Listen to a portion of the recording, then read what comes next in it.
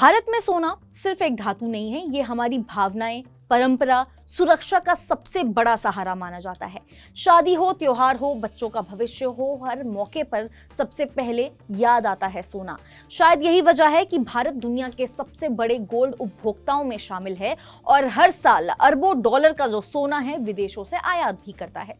कुछ समय पहले की ही बात है, हमारे जो पीएम नरेंद्र मोदी, उन्होंने लोगों से अपील की कि कम से कम 1 साल तक आप यहाँ पे कोई सोना, कोई गोल्ड मत खरीदिए। गोल्ड खरीदने से हमें बचना है ताकि यहाँ पे जो हमारी इकोनॉमी है उसको सहारा मिल सके।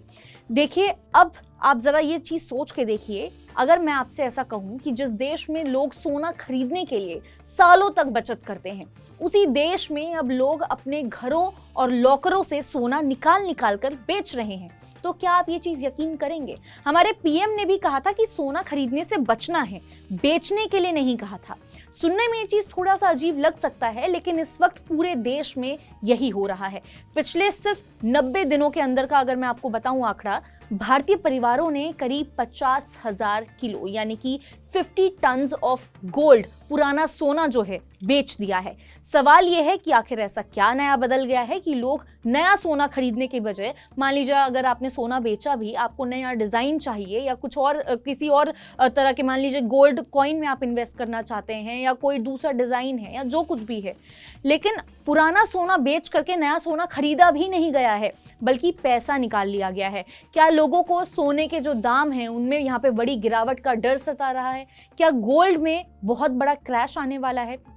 और अगर ऐसा कुछ होता है तो इसका असर आपके निवेश पर कितना पड़ सकता है? आज इस वीडियो में ये जो तमाम सवाल मैं आपके सामने रख रही हूँ, इसी को डिकोड करने की कोशिश करेंगे, आसान भाषा में इसी का जवाब जानने की कोशिश करेंगे। भारत में हमेशा से एक परंपरा रही है कि जब भी लोग पुरानी ज्वेलरी लेकर के जूलर्स के पास जाते हैं तो उसका एक्सचेंज करके नया गहना बनवा लेते हैं। लेकिन इस बार तस्वीर पूरी तरह बदल चुकी है। ज्वेलरी जो कारोबारी हैं उनके मुताबिक अब दुकानों पर यहाँ पे आने वाला जो ज्यादातर ग्राहक हैं, नई ज्वेलरी जो है वो बनवा नहीं रहे, बल्कि जो पुराने सोने की शुद्धता है वो जांच करके सीधे उसके बदले कैश या फिर बैंक अकाउंट में पैसे लेना पसंद कर रहे हैं। यानी कि जो लोग हैं गहनों को दोबारा यहाँ पे खरीदने के बजाय उन्हें बेच करके मुनाफा जेब में डालना चाहते हैं। यही वजह है कि पिछले साल की तुलना में पुराना जो सोना है वो बेचने के मामले में करीब यहाँ पे 43% की बढ़ोतरी दर्ज की गई। अब सवाल ये है कि आखिर लोग अचानक सोना बेचने क्यों लगे? इसकी सबसे बड़ी वजह है सोने के रिकॉर्ड ऊंची कीमतें। पिछले कुछ महीनों में गोल्ड ने यहाँ पे लगातार नए रिकॉर्ड बनाए हैं और कीमतें ऐसे स्तर पर पहुंच गई हैं जहां बहुत से लोगों को ऐसा लगने लगा है कि अब इससे ज्यादा तेजी आना मुश्किल है। कई निवेशकों को डर है कि अगर अंतर्राष्ट्रीय बाजार में हालात बदलते हैं या वैश्विक तनाव कम होता है तो सोने की जो कीमतें हैं उसमें तेज गिरावट आ सकती है। यही वजह है कि लोग अभी से यहाँ पे ऊंचे भाव पर अपना जो पुराना सोना है बेच करके मुनाफा बुक करना चाहते हैं। उन्हें ऐसा लगता है कि अगर बाद में कीमतें गिर जाती हैं तो अगर मिलने वाला जो उनका फायदा है, आज जो उनको हाथ में फायदा मिल रहा है, वो हाथ से निकल जाएगा। बाजार में चर्चा इसी बात की भी है कि अगर सोने के दाम करीब 1,40,000 रुपए प्रति 10 ग्राम के स्तर से गिर करके 1,20,000 रुपए तक आ गए तो आज बेचने वालों को ज्यादा फायदा मिलेगा। हालांकि ये सिर्फ एक यहाँ पे संभावना है, इसकी कोई गारंटी नहीं है, लेकिन निवेशकों का यहाँ पे व्यवहार अक्सर ऐसी ही उम्मीदों और आशंकाओं से प्रभावित होता हुआ नजर आता है। यही वजह है कि कई परिवारों ने यहाँ पे इंतजार करने के बजाय अभी मुनाफा कमाना जो है बेहतर समझा है। उनको ये ज्यादा बेटर ऑप्शन लग रहा है। इसका असर अब पूरे यहाँ पे ज्वेलरी कारोबार पर साफ दिखाई देने लगा है। पहले जहां पुराने ज्वेलरी के बदले यहाँ पे नई ज्वेलरी की बिक्री होती थी, वहीं अब ज्वेलर्स के पास यहाँ पे पुराना सोना यहाँ पे अच्छा खासा खूब आ रहा है, लेकिन नए गहनों की जो मांग है वो कमजोर पड़ गई है। शादी ब्याह जैसे जो सीजन है उसमें भी लोग भारी भरकम जो ज्वेलरी है वो खरीदने से बच रहे हैं। यानी कि बाजार में सोने की सप्लाई बढ़ रही है, लेकिन नई खरीदारी उतनी तेजी से नहीं हो रही है। आज यही ट्रेंड आगे भी यहाँ पे जारी रहा।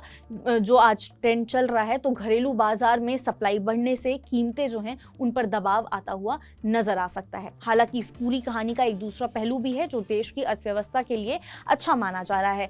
दरअसल जो पुराना सोना है, लोग उसे यहाँ पे बेच रहे हैं, उसे ऑर्गेनाइज्ड गोल्ड रिसाइकलिंग कंपनियां जो हैं वो खरीद भी रही हैं। ये कंपनियां उस सोने को यहाँ पे रिफाइन करके दोबारा 24 कैरेट शुद्ध सोने में बदलती हैं और फिर उसे ज्वेलरी बनाने वाली कंपनियां या फिर सिक्के बनाने वाले जो सप्लाई है उसे करती हैं। यानी कि जो सोना सालों से यहाँ पे घरों और लॉकरों में बेकार पड़ा था, अब दोबारा यहाँ पे बाजार में इस्तेमाल हो रहा है। तो देखिए यहाँ पे अगर आप देखें तो इस तरह से ये पूरा का पूरा काम चल रहा है। मुथूट एक्सिम के जो सीईओ हैं केयूष शाह, उनका ऐसा कहना है कि अब लोग यहाँ पे संगठित और पारदर्शी कंपनियों के जरिए अपना पुराना जो सोना है वो बेचने से ज्यादा सहज महसूस कर रहे हैं। इससे उन्हें सही कीमत मिलती है और देश में गोल्ड रिसाइकलिंग को भी बढ़ावा मिलता है। वही ऑगमोंट के जो डायरेक्टर हैं केतन कोठारी, उनका ऐसा कहना है कि दुनिया में घरों के अंदर सबसे ज्यादा सोने का जो भंडार है वो भारत में मौजूद है, लेकिन इसका सबसे बड़ा हिस्सा वर्षों तक इस्तेमाल ही नहीं होता। अगर यही सोना दोबारा यहाँ पे बाजार में आए तो इससे देश को काफी फायदा हो सकता है।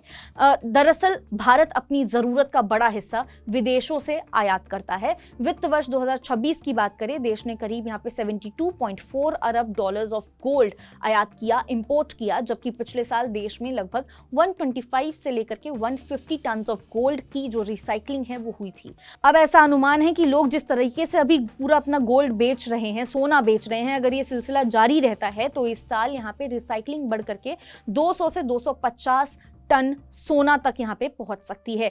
इससे विदेशी सोने पर भी यहाँ पे हमारी जो निर्भरता है कुछ हद तक कम होगी और आयात बिल भी घट सकता है। लेकिन सबसे बड़ा सवाल अभी भी वही है, क्या सच में सोने के दाम क्रैश होने वाले हैं? इसका जवाब है अभी इसकी कोई गारंटी नहीं दे सकता है, क्योंकि गोल्ड की कीमत कई वैश्विक कारणों से यहाँ पे उस पर निर्भर करती है, जैसे अमेरिका की ब्याज दरें, डॉलर की मजबूती, केंद्रीय बैंक की खरीदारी, महंगाई और दुनिया भर में चल रहे जो भू राजनीतिक तनाव हैं उस पर।